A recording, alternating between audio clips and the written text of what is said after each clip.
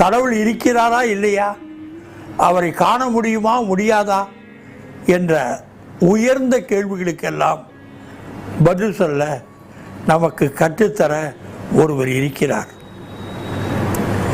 பல் தேய்ப்பது எப்படி சொல்லிக் கொடுக்கப்பட்டதோ அதே போல கடவுள் என்பது பற்றியும் நமக்கு சொல்லித்தர ஒருவர் உண்டு. அவருக்கு குரு என்று பெயர். குரு என்ற சொல்லுக்கு அர்த்தம் இருட்டிலிருந்து வெளிச்சத்திற்கு அழைத்து போதல். இருட்டிலிருந்து வெளிச்சத்திற்கு அழைத்து போதல். என்னுடைய இளம் வயதில் குரு வேண்டும் என்கிற தாபத்தோடு நான் அதிகம் அலைந்தேன். பல பேரை கேட்டேன். ஆனால்